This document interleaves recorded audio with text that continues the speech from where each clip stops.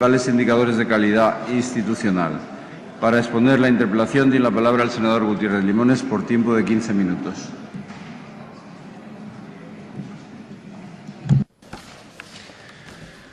Muchas gracias, señor presidente.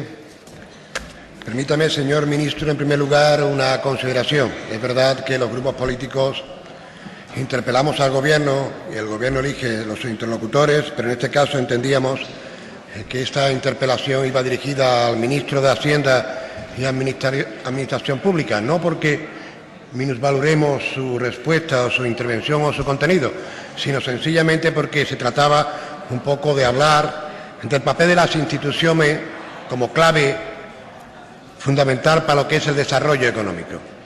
Pero aún así lo hacemos en el Gobierno y lo hacemos también entendiendo que es un tema de interés fundamental.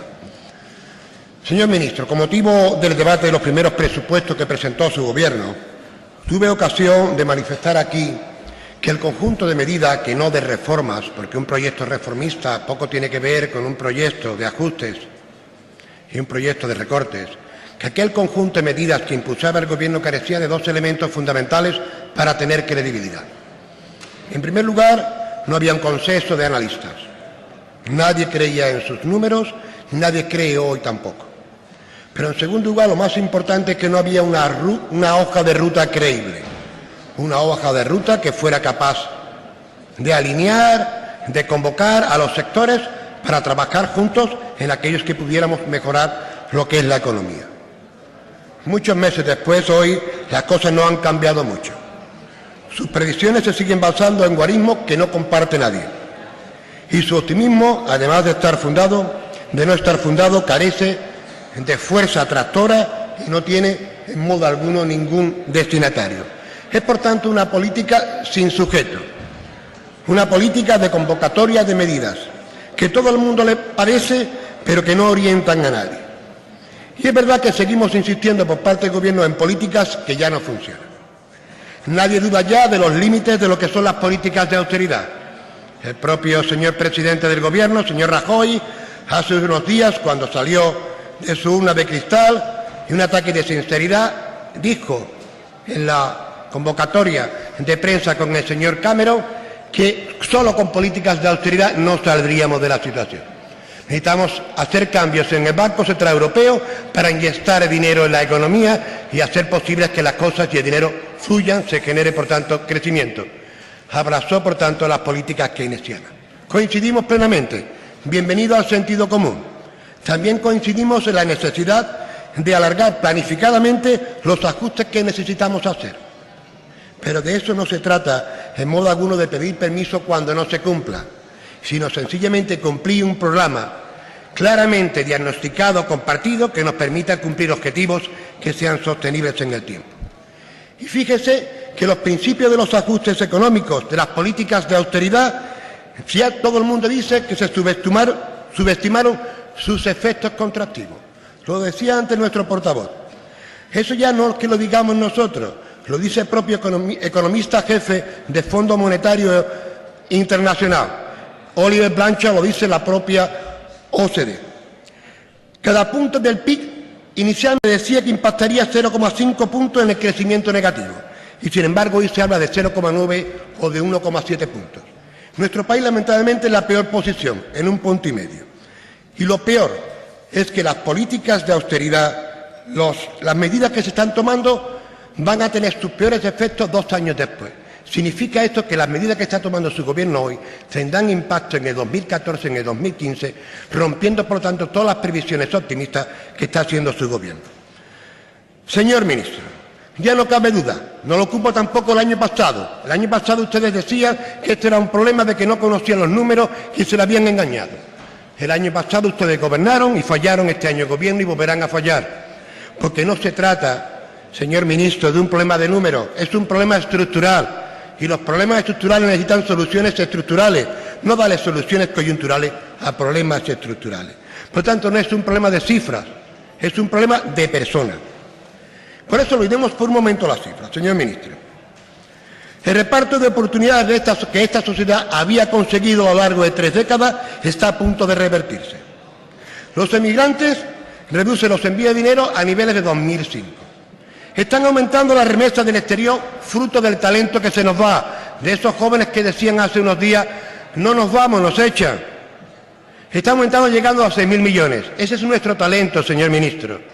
Y el talento, como usted bien sabe, ni se gestiona ni se deja gestionar. El talento florece allí donde hay tierra fértil y condiciones para que se desarrolle. Por eso el talento emigra allí donde puede.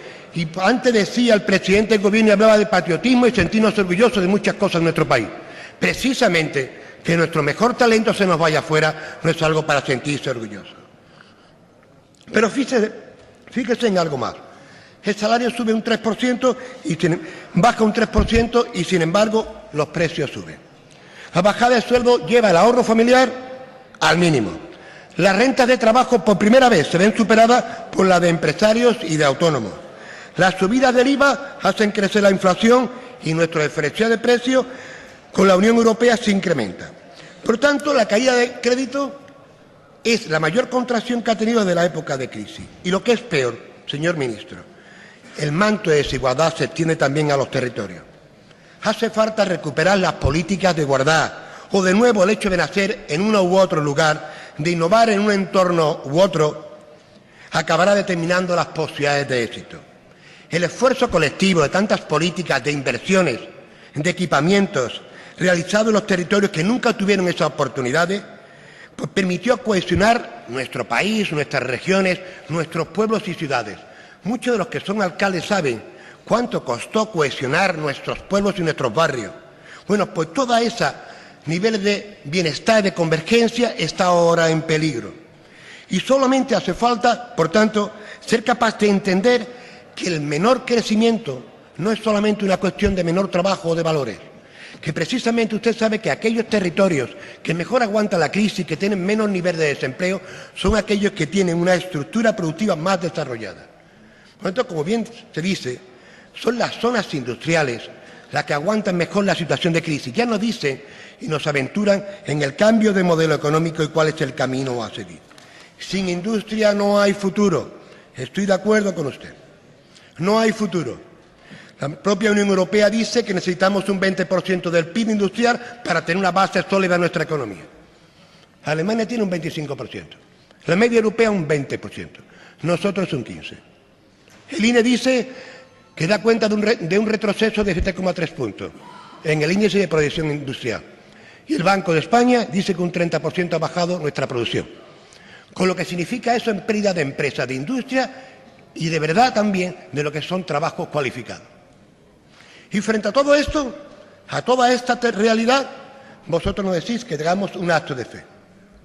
Un acto de fe y que creamos en su Padre, en su Hijo y en su Espíritu Santo.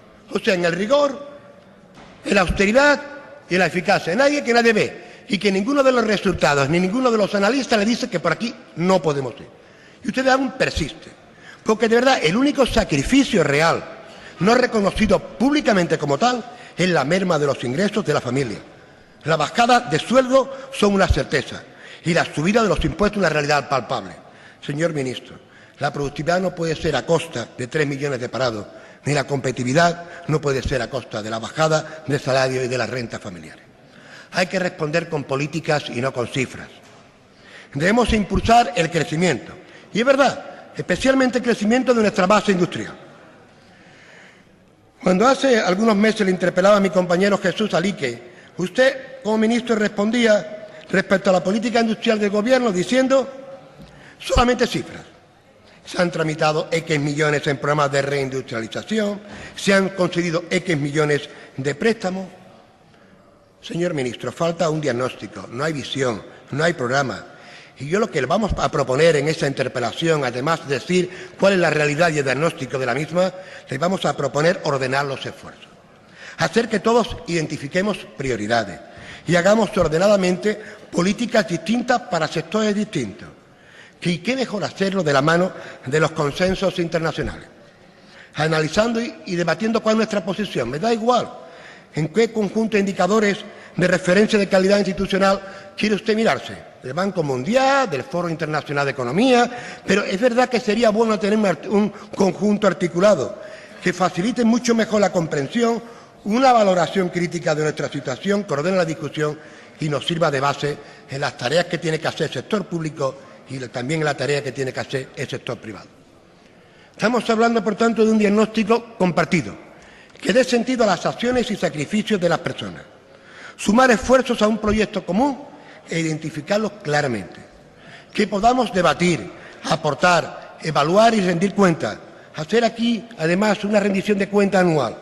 Tengamos, por tanto, además, nuestro debate propio. Señor ministro, ese conjunto de indicadores, además, es el marco de referencia que nos dice la Unión Europea para 2014-2020, porque apuesta por la especialización inteligente y sugiere, por tanto, identificar las características exclusivas de cada país y de cada región.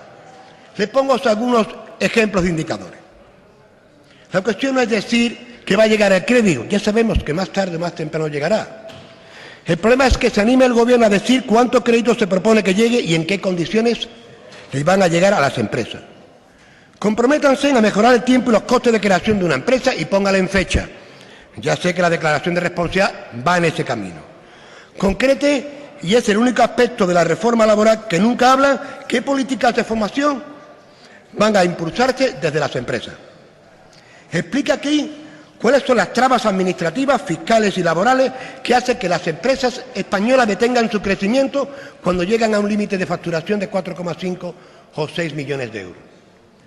Porque sabemos que en este país hay problemas de creación de empresas, pero lo fundamental es un problema de tamaño, porque la mayoría de nuestras empresas son como los hombres orquesta, hacen todo, y por tanto es imposible que puedan hacer apuestas por innovación, porque un joven profesional encuentre ahí su carrera, por la formación, por la exportación. Necesitamos, por tanto, hacer posible la cooperación entre estas empresas. Y también la bancarización. Esto es un país que, a diferencia de otros, tiene el 80% de bancarización, a diferencia de otros países con el 60%. Que una empresa que se inicia en el 30% en cualquier país necesita de la entidad financiera, aquí el 80%. Tenemos que buscar instrumentos que permitan de verdad a las empresas funcionar sin ese nivel de dependencia de entidades financieras, sobre todo en una época de constricción de crédito. Y también, señor ministro, piense en los territorios. Mire las pymes. Cada vez que analizamos la economía la vemos solamente por sectores. Sector primario, agricultura, el secundario, el turismo, el comercio. Alguna vez tendremos que ver el valor que tienen los conglomerados y las agregaciones y los sistemas productivos locales. Ahí está el 40% de nuestra industria y el 56% de los que son los empleos industriales. Alguna vez tendremos que valorar, sencillamente, que mucho no es seguramente muy aventurado decir que una parte importante de lo que ha sido la prosperidad general de España muchas veces ha estado precisamente en esos territorios. Hagamos, por tanto, y lo sabemos bien los alcaldes, de verdad, apoyo a ese nivel de pequeñas empresas. Yo soy alcalde de una ciudad que tiene el 5% del PIB industrial de Andalucía y el 23% de la provincia de Sevilla. Pero la mayoría son pequeñas empresas. Y necesitamos darle instrumentos para que puedan cooperar, para comprar, para vender, para comercializar, para mejorar sus productos, mejorar sus procedimientos. Y estaría bien que hagamos algo más por ellas. Facilitemos el crédito y la formación específica. Propiciemos esa línea de cooperación, identificar oportunidades. Por tanto, por una vez, vemos el valor que tienen las agrupaciones territoriales de nuestras empresas que han sido crónicamente desatendidas. Y solo en ellas puede producirse un diagnóstico común y una mejora de la gobernanza de las políticas que se propongan y de sus resultados. Por tanto, termino, señor ministro. Los políticos solo somos personas al servicio de personas. No se trata, por tanto, de hablar de cifras, de números y de economía. Se trata más bien de hablar de personas, de valores y de política.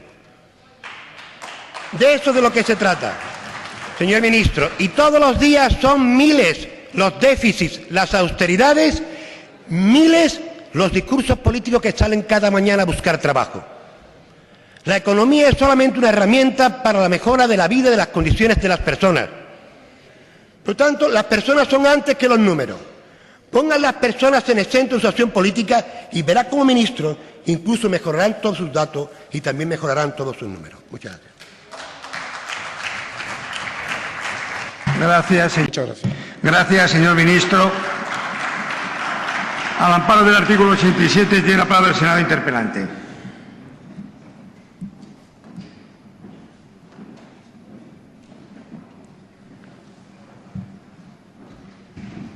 Muchas gracias, señor presidente, señor ministro. Ustedes pueden seguir afirmando, en contra del criterio de la mayor parte de los analistas, que estamos próximos al comienzo de la recuperación. El propio presidente del Gobierno decía hace unos días que en 2014 habría crecimiento y creación de empleo. Y eso además dijo que no nos quepara la menor duda. Pero como usted sabe, el HSBC mismo decía que los dos únicos países que en 2014 estarán en crisis serán España y Chipre.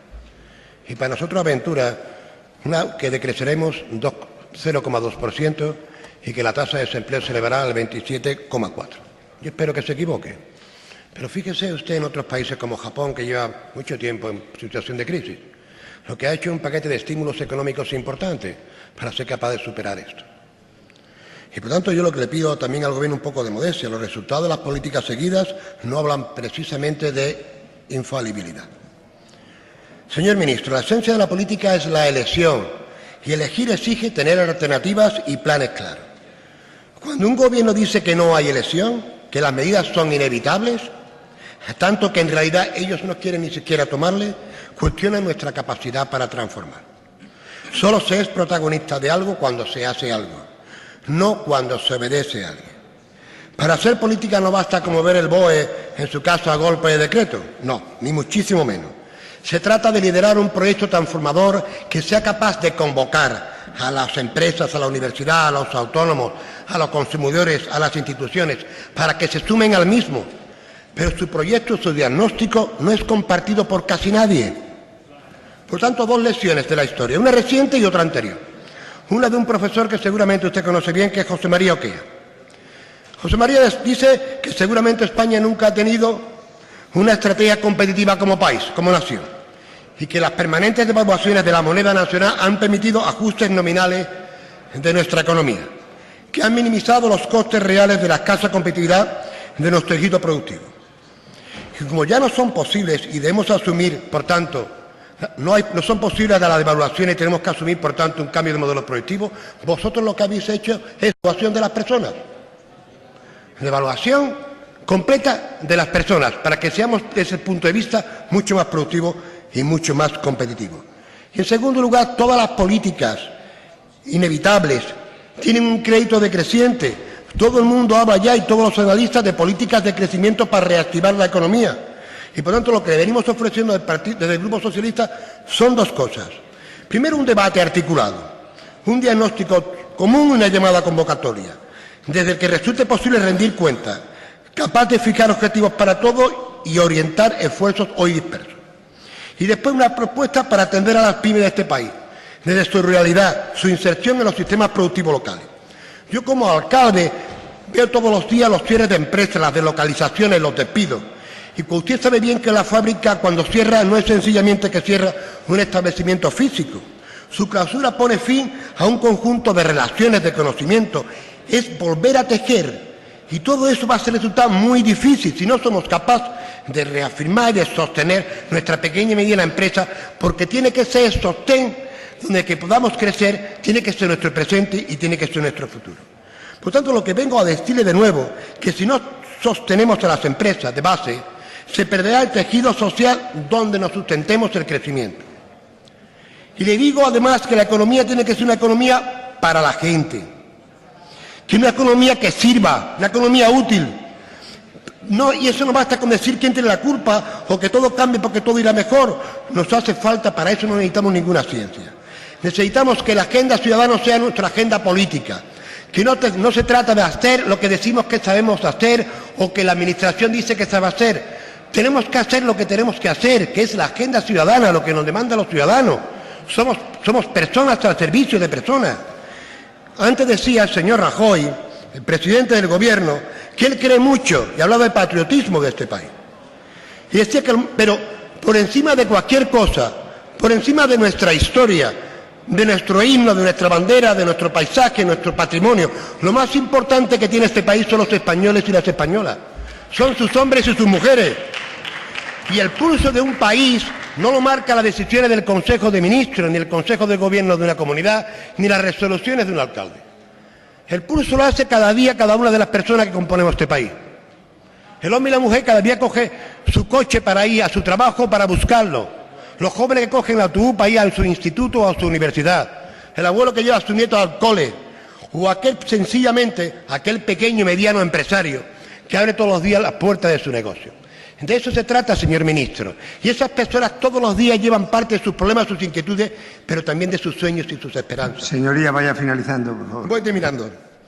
Por lo tanto, y al mismo tiempo resulta muy difícil que esas personas en cualquier momento, en el peor momento de sus vidas, puedan pensar que son indiferentes sus sufrimientos a los demás, que son indiferentes a sus gobernantes.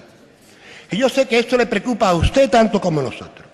Pero fíjate, si los lazos que nos unen a nuestra comunidad se debilitan, si nuestro sentido de pertenencia se diluye y si dejamos de esperar respuestas de los demás, habremos retrocedido mucho más allá de lo que podemos imaginar. Por eso yo, y estoy seguro también usted, nos oponemos a esto. Hagamos, por tanto, algo para evitarlo. Preocupemos, desde luego, de las personas y con eso estaremos también haciendo un país mucho mejor. Muchas gracias. Gracias, señoría.